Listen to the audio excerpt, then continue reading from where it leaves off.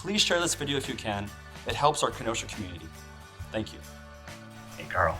Hey, It's a pleasure to talk with you. yeah, good to see you.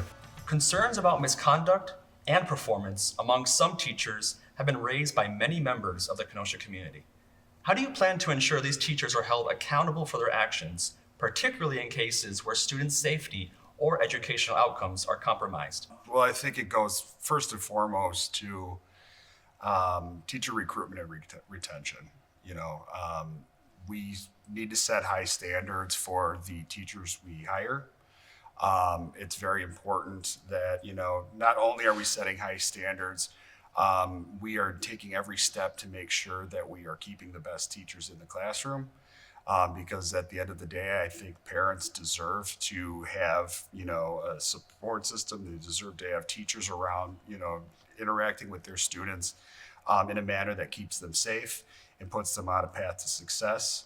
I wouldn't expect any less. I think that by offering, competitive salaries, competitive benefits, adequate working conditions, ensuring teacher autonomy. I think that is a piece that's missed in all of this that needs to be brought up. We're in a position, I think, to keep our best and brightest teachers in the classroom, and can be in a position where we can therefore trust that, teachers will teach at a high level. When it comes to safety, especially with regard to the stuff that you see in the news, not just in Kenosha, but in communities all across the country. One of the things that needs to be strengthened or can be strengthened in Kenosha is, making sure that we have clear and consistent guidelines as far as what constitutes being a mandatory reporter. Because when it comes to safety situations, teachers are required by law to be mandatory reporters. So having consistent guidelines around that is important. We need to strengthen reporting measures. And, there's a piece that we're losing in all of this, and it's something I like to call the pass the trash loophole, where if there's a student that's making inappropriate conduct or, making inappropriate interactions with kids, oftentimes we see situations where they get passed to a different school or they get passed to a different district. We need to make sure that we are cognizant and we keep track of where these teachers are coming from. We need to make sure that we close that loophole when it comes to our hiring and screening practices. And then also students need to be taught about, inappropriate behavior, how to report inappropriate behavior, be able to do it confidently or confidentially. And then finally, it requires that we have to hold administration accountable, because then when those credible reports are received, they need to know, they need to be able to follow that up in a timely manner and not let it go unreported for so long that this behavior continues. It is a multifaceted approach, but I do think that administration at the end of the day absolutely needs to be held accountable. Teachers play a critical role in student success. Given the challenges of the recent budget cuts and the referendum failure, how will you support teachers with the resources, prep time, and professional development they need to excel in the classroom? What strategies will you use to retain talented teachers in the district? Teacher recruitment and teacher retention, again, is a critically important topic, and is actually something I'm running on as a part of my campaign. And the reason why it's so important to me is because I have a lot of experience in this area. First of all, I serve on the school district's personnel committee, where we're constantly monitoring the district's efforts as it relates to recruitment and retention, and not just generally, but making sure that those strategies are targeted to the high needs areas. So we're talking special education.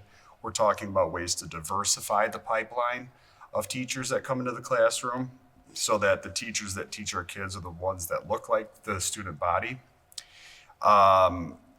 Also, at my work at the Wisconsin Department of Public Instruction, I have a statewide perspective in, some of the strategies that school districts across the state are doing with respect to recruitment and retention.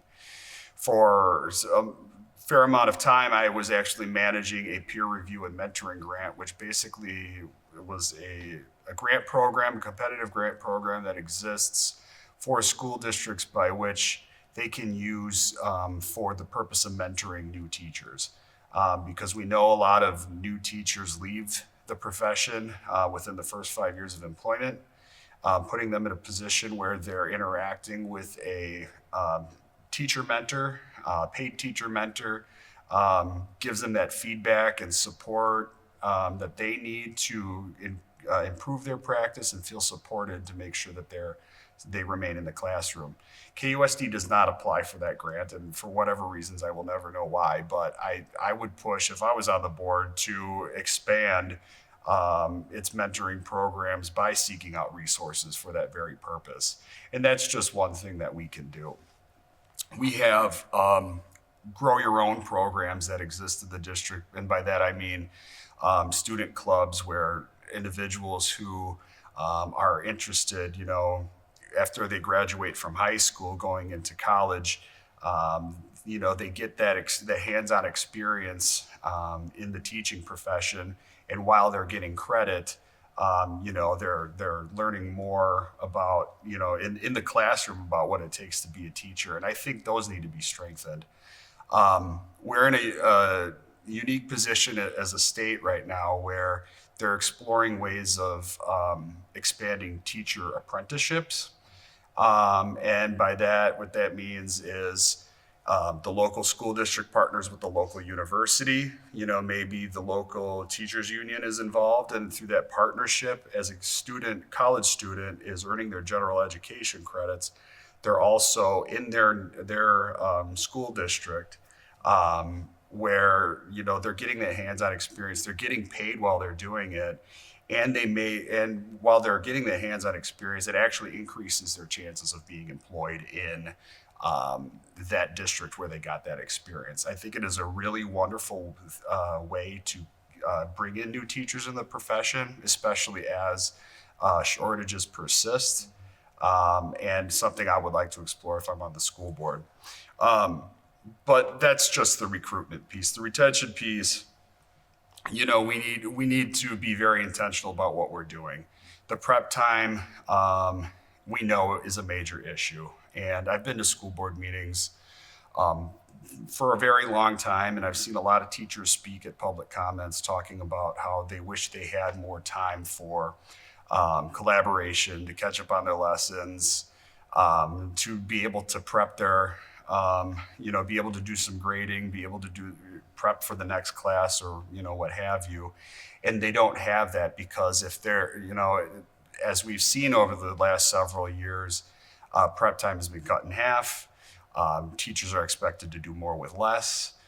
Sometimes they're expected to use up their prep time for substituting in other classrooms. They're being asked to participate in more meetings with their administration. Essentially, they don't even have time to breathe. And I think having that, being creative when it comes to figuring out how we do our scheduling is crucially important so that we ensure that teachers have prep time. Because you look at other school districts, especially in Southeast Wisconsin, they figured out ways to do it. It's really unfortunate that, teachers barely even have 45 minutes or so to prep when the neighboring school district is doing, 60, 70, 80 minutes. We absolutely need to get creative with it. And if it means going into our budget and finding other ways to cut so we get to that point, I think it's a really important conversation to have because, as was stated in the question, we know that keeping good teachers is the first step to making sure that our kids succeed. So even without the referendum passing, I am very much committed to making sure that teachers have prep time, and not just being creative in the way that we're scheduling, but we also need to lay it out in school board policy and make sure that we're protecting prep time for those teachers and that administration is not encroaching on that time. Given the recent referendum failure, how will you navigate political divides to prioritize student interests, balance the budget, protect critical services, and ensure support for teachers, including vital services for students with special needs? So when it comes to the politics of budgeting, it actually one of the things that I'm running on is as we navigate through these tough budget times. First and foremost, what we need to do is listen to our community. I was on the school board when Act 10 happened, and I saw the disastrous effects of what happened when administration was making top-down decisions. There was not a lot of trust going on at the time. There was a lot of concern coming from the community. I was, of course, resistant to all of it because I saw what it did to student morale, to employee morale, to just how parents felt about the quality of their education as a result of what was taking place at the time. And I don't want to see KUSD put in the same situation where they're making these decisions before the community has any sort of input. So first of all, we need to sit down and listen to our community. That means talking to teachers. That means talking to students. That means talking to parents and taxpayers alike, so that we all get on the same page as far as what our collective priorities are. So that we are on the same page as far as what it is that we want to preserve and those things that, we could forego. Because if it's anybody that knows their school system best, it's the people that are, intimately interacting and close with the system. So I think those voices need to be lifted up, and not just, at the school board meeting, but before the decisions get made. I'm really concerned by what's going on right now where, rumors are going around before the school board even hears about what's getting cut and where. Or, the late night emails that come out from administration saying music is under review or athletics is under review or special education programming is under review and class sizes are going to go up. I have a huge issue with that. So navigating those priorities is absolutely important. And I think when we get everybody at the table, I think we will find that there is more common ground than there is not. It doesn't necessarily, just because the referendum failed, it doesn't necessarily mean that the people who voted against it didn't support public education. I realize that in the economy that we have, it was very difficult to justify something like this. And, the voters have spoken. The referendum was not the way forward. But it doesn't necessarily mean that we are not interested in preserving public education. I think when we get everybody together, we will find just how much more commonality than there are differences. And when we get to that point, I think we will have some very, fruitful discussions. But again, I think it does start with making sure you have board members who value that input. So that would be my response when it comes to navigating through that. The district has faced significant budget challenges despite recent renovations. Why did this deficit occur, and what plans do you have to offset it now that the referendum has failed? We have to engage the community in the decision making first and foremost. There were obviously more questions than there were answers through the course of the referendum, which I think probably led up to its failure. So, it is absolutely crucial that the school board reestablish trust with the community and is intentional about engaging those voices and those perspectives to make sure that they feel included in the process. So that would be the first thing I would do. The second thing is, through my experience at the Wisconsin DPI, I have experience managing budgets. I work with school districts all the time when it comes to managing their own budgets along certain programs and making sure that, that each school district is getting, the optimal bang for the buck when it comes to delivering services for kids. I see that Kenosha Unified is not in a vacuum when it comes to this situation. It would be extremely short-sighted, in my opinion, to have this conversation without at least considering the fact that our state's school funding formula is broken. We have lived under revenue limits since the 1990s. They have not kept up with inflation. School districts are literally having to go to referenda every year, where every year is a new record number of school districts that are doing it. And frankly, it's not sustainable. It is a situation where it's not sustainable.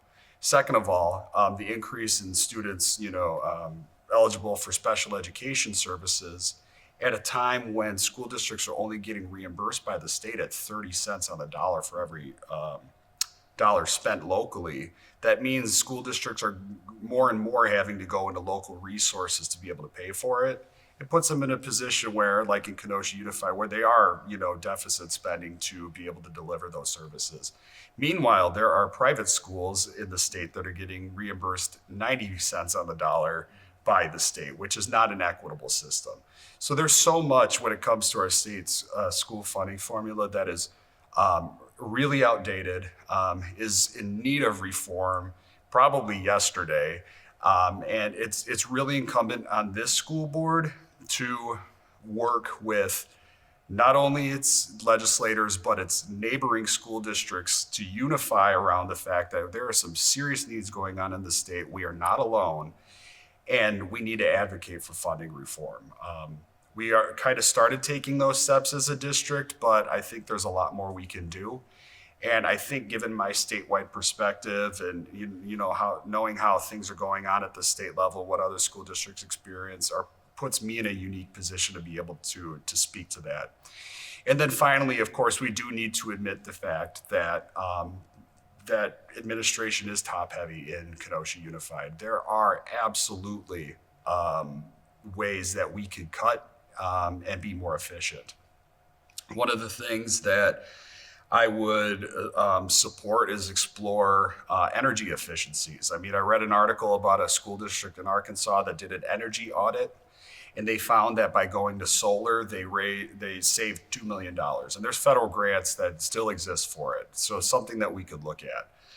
We could look at shared services, whether it's HR, payroll, those administrative services that don't directly impact students. We could look to neighboring school districts like Racine to figure out how we consolidate those services and make them efficient. That is something that other school districts do across Wisconsin. I would say that we should contract with our CSAs when it comes to certain services like, teacher support and things like that.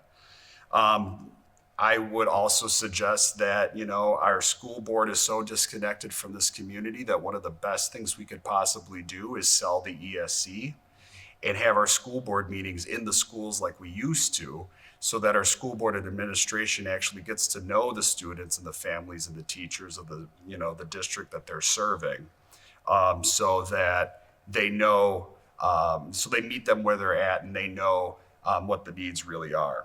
But then finally, we need to look at our school district's reserves.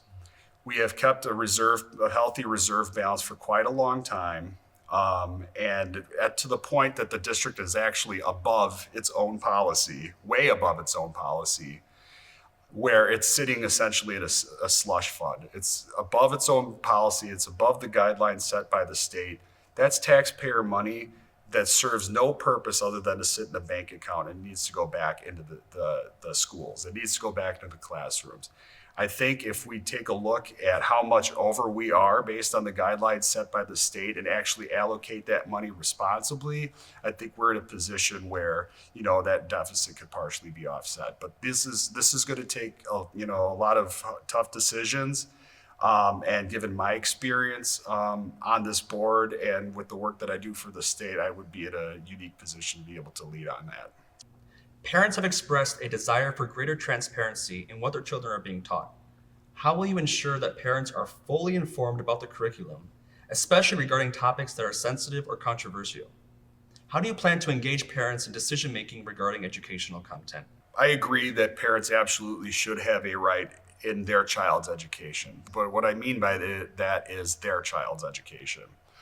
We have policies in place already where parents, if they object to something that's being taught in the classroom, they have a means by which they can object. If there's a library book that they don't want their kids checking out, they can certainly let their librarian know or let their school know.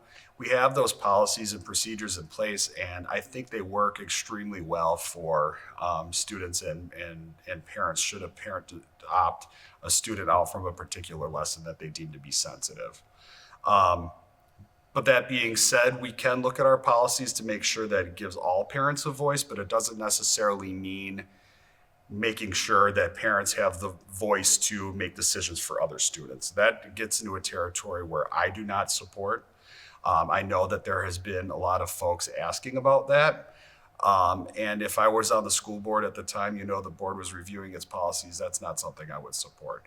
Parents should have a direct role in their children's education. It's something I would continue to uphold, but not in making policies or changing policies such that they can make decisions for others. And on the point of transparency, I actually was involved at one point in time. There was a bill that came up at the state level, and through my work at DPI, helped analyze that legislation, which would have required school districts to post all of its curriculum materials on the web to be made available for public inspection.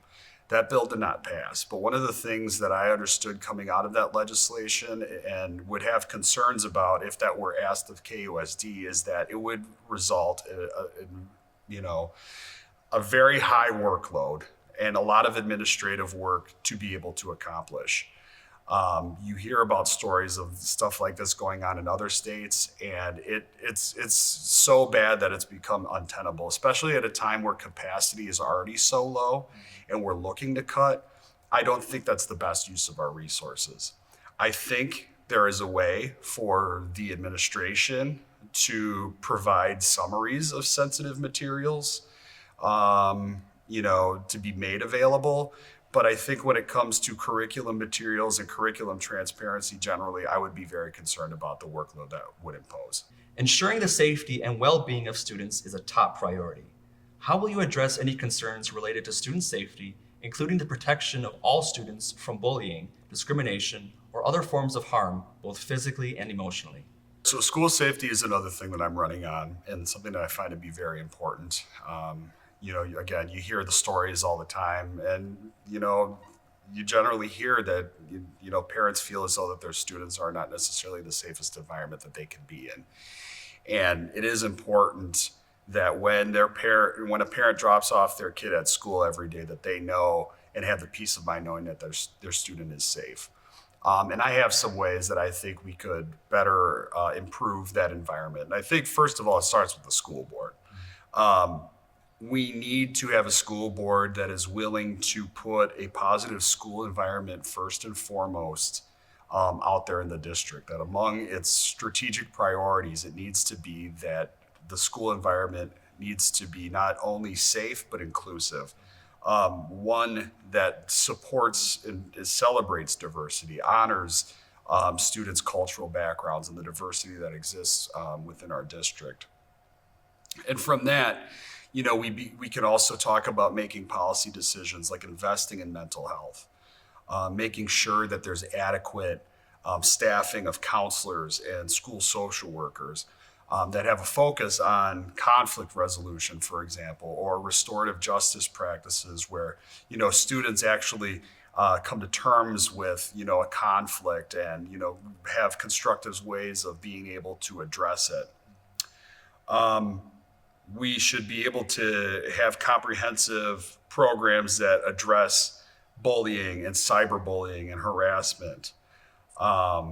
We should have in our curriculum not only just your ABCs and your math, but integrate it critically so that with things like collaboration and teaching skills like empathy and problem solving and emotional regulation in a way that reduces conflict.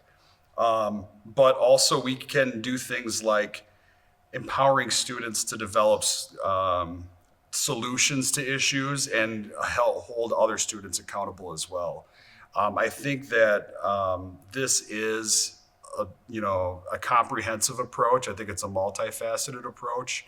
I know there are some that have called for things like metal detectors, or, increasing the number of school resource officers that we have. But I feel as though that, if we get to the root causes of the conflict, first and foremost, rather than taking these reactionary steps, we're in a better position to address mental health and address conflict before it arises.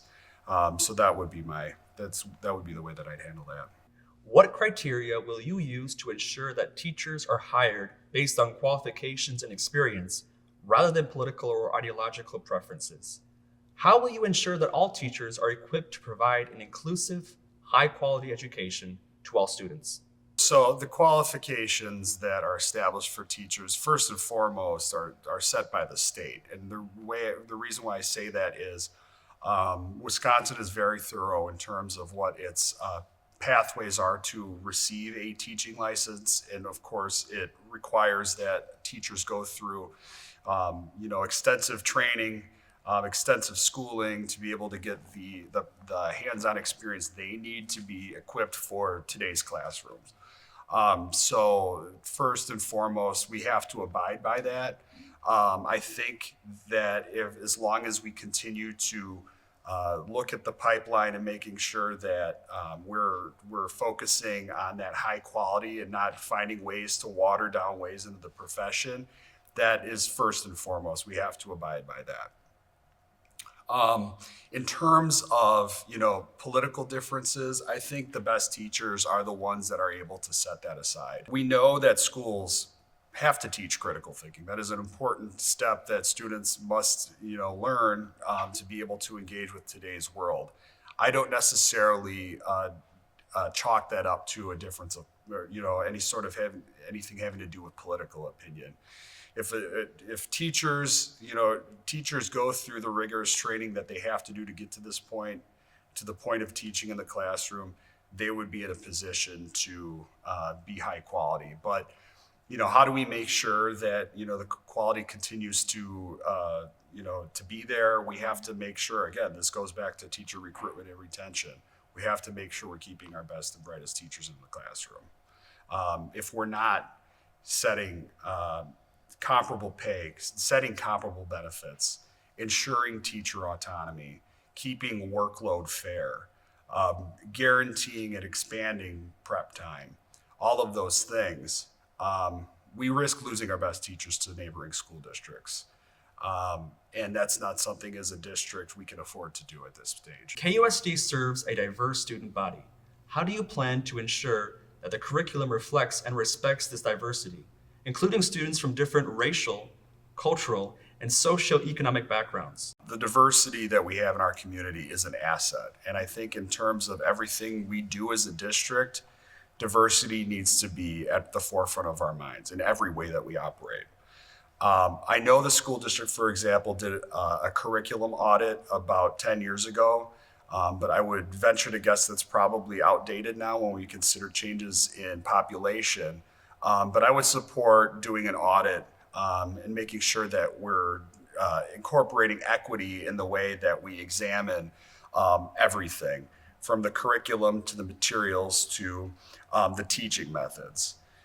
We need to actively seek out and incorporate diverse literature and materials that validate and honor the cultural experiences of all our students. I think that's very important.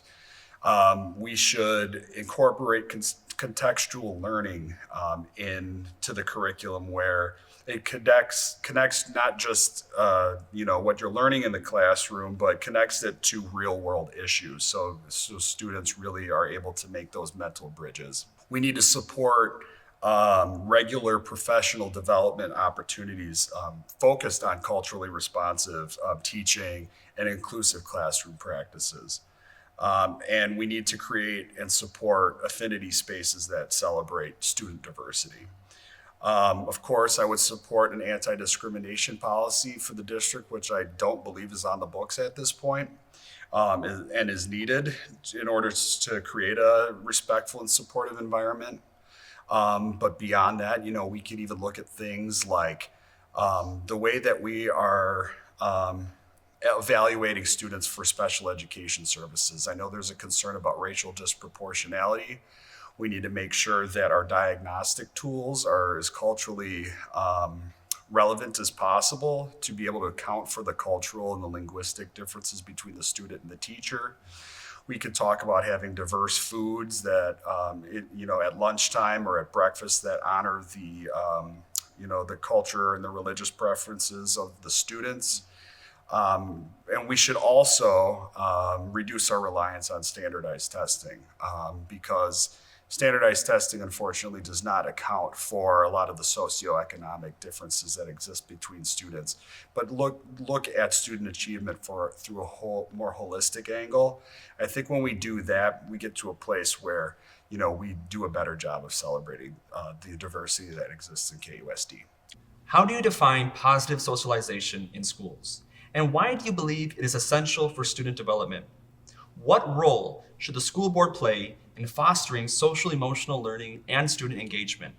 And how would you ensure that academic success is balanced with meaningful opportunities for students to build interpersonal skills and relationships? Socialization, in my view, involves teaching not just the academic content, but in how students navigate relationships, they manage their emotions, and they collaborate with others, because I think this is a piece that needs to be recognized for students when they get out into the real world. It requires nurturing an environment where every student feels heard.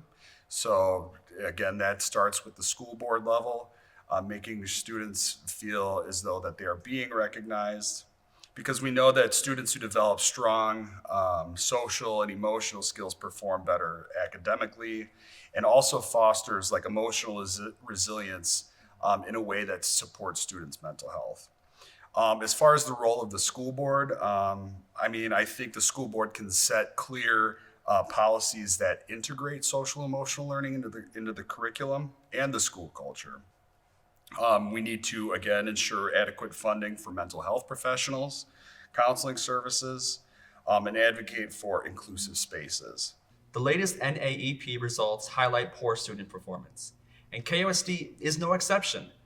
With the pandemic leaving many students behind, what steps will you take to improve reading outcomes in primary grades and close learning gaps? How will you ensure these efforts effectively address students' academic needs and prevent further setbacks? I always like this question because, we have all kinds of data out there that shows, trends in student performance, whether you can take any sort of measure, whether it's the NAEP, you could look at, forward exams, you could look at map testing, you could look at any number of metric. And while all of them demonstrate some value to the extent that, they show how a student performs at that particular moment in time, there are so many limitations attached to that. We can get a lot out of the NAEP scores, and we should take that into consideration when we're thinking about school accountability in general, but that can't be the only measure. And one thing that we have to do as a school board is we have to ask ourselves, what is the appropriate measure for assessing student growth? Because I think it is a lot more than just what you see at that one moment in time. For example, it doesn't account for the racial, linguistic differences that exist between students. It doesn't account for socioeconomic backgrounds. If a student even has a bad day and shows up to school late that day at the day of testing, it doesn't account for any of that. So in my view, it needs to be much more a bigger picture approach to assessing how school quality is assessed. But the reality is you look at our high flying students, they perform just about as well as anybody else. But where we lag, relative to our peers is, of course, the fact that, schools continue to be underfunded. Teacher shortages continue to persist and have persisted for a long time. We're getting constant interference from, the federal government to folks that are trying to censor teachers, to attacks on teacher autonomy, to, things from any other, just about, you open the news and you see something new. Um, the fact of the matter is, there are things that we can be doing and should be doing to increase student achievement and making sure that every student feels supported, not just our high flyers. And for me, that includes things like early literacy programs, reducing class size. We're hiring reading specialists. We have to focus on real solutions when it comes to that and making sure we're taking a holistic approach. Again, we also need to talk about school funding. We need to talk about with our legislature about why school funding reform is needed. We need to consider school nutrition in this conversation, and we need to talk about special education. It's a multifaceted approach that, in my opinion, goes beyond test scores. There are some real solutions there. There's a lot of research behind it, but we need to embrace the fact that we need to just go back to what we already know and making sure that every student gets the resources they need to succeed. Research shows that recess plays a critical role in supporting both mental health and academic performance. Will you commit to implementing a district-wide policy that guarantees recess for all students, including high school students, as part of the instructional day? How do you envision recess contributing to improved student behavior, reduced skipping of classes, and enhanced overall well-being? I do support expanding recess. I think it is really unfortunate that with all of the demands that have been placed on today's kids, more demands in the classroom, more test prep that's involved with all the tests that have come out, that kids don't have a chance to be kids. Kids don't have a chance to take breaks. Kids don't have a chance to just be themselves, which impacts that student performance that we talked about. We do need to expand recess, and I think this manifests in multiple different ways. For example, I know there was some research that had been done recently on Zen dens, which is just basically a quiet space for students, because we know having that chance to take a break, to talk through things, to work through some homework maybe, would be a really good chance to support a student's mental health so that they feel energized. But also we can do things like making sure that our recess opportunities are equitable and accessible for all. We can integrate learning into those experiences, whether through field trips or other sort of integrated approaches where learning and socialization are reinforced. But again, this comes back to all the demands that are being placed in the classroom, and we need to really evaluate what it is that we mean by having a positive learning environment for all students. And unfortunately, recess has gone by the wayside, but we know that by improving and expanding recess, it increases creativity, it increases problem-solving skills, it promotes social skills and collaboration, and lifts emotional well-being. So, for all of those reasons, yes, we absolutely need to expand and protect recess. For the audience, why should I vote for you? What makes you stand out from the other candidates? And how will your leadership directly benefit our Kenosha community? I think the Kenosha community needs to vote for me because public education is in a really uncertain time right now. Kenosha Unified is facing a $19 million budget deficit to factors outside of its own control. State funding is inadequate. We're looking at a tax on public education by reducing the role of the federal government in monitoring things like civil rights and special education compliance and school nutrition. Public education is in need of real leadership. And I think that outside of all of the distractions that we hear out there right now and what you see on the news, it is more important than ever in Kenosha Unified that you have leaders who are willing to steady the course, ready to provide responsible and experienced leadership, and will be able to guide KUSD through its challenges ahead. I have been on the school board for 6 years, from 2009 to 2015. And after getting off the school board, I have spent 10 years working at the Wisconsin DPI. The reality is I have never stopped serving Kenosha kids, and I would very much love the chance to be able to come back and provide what I have learned and what I have gained through my professional experience in doing education policy and education budgeting to be able to make sure that KUSD continues to succeed and is guided on the best path forward through all the challenges ahead. So that is why I hope that with my perspective, I could be an asset to the school district, and I'm hopeful that you would be willing to vote for me, Bryan, on April 1st. As we close, we'd like to express our sincere gratitude to the candidates for their participation, to the dedicated team at Backyard Dream Productions for making this forum possible, as well as the many Kenoshans who contributed thoughtful and vital questions. Thank you to all the viewers for watching. We encourage you to please share this video so we can reach more members of our Kenosha community. Before I go, I'd like to quickly announce my first children's book I'm authoring and illustrating, titled Kenowhere, The Key to Knowing Kenosha, set to be published in 2026, so stay tuned. Thank you for joining us. Make sure to get out and vote on April 1st and let your voice be heard. And if you were curious, here's a little more info into what Backyard Dream is all about.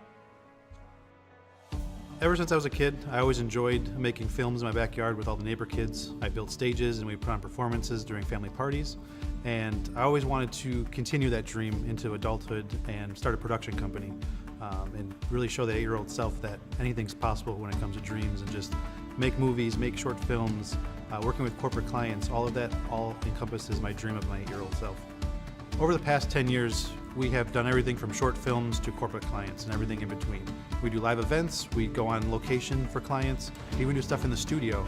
In the last 4 years, we really expanded the business into doing virtual production with a 10x30 LED wall, which is the same technology they're using in Hollywood. Normally, in a studio, you have a large green screen, and that green is replaced in post. In our studio with our 10x30 LED wall, we can do it in real time right in the camera. So we build the environments, and then we put them on the LED wall, and when you shoot that wall, you get a full parallax 3D of that world. This dream may have started in my backyard just by myself, but over the years the team has grown. We have Ken Stouffer as our producer, Mike Detterman as our director of photography, and Jeff Rodriguez as our creative director and virtual production supervisor.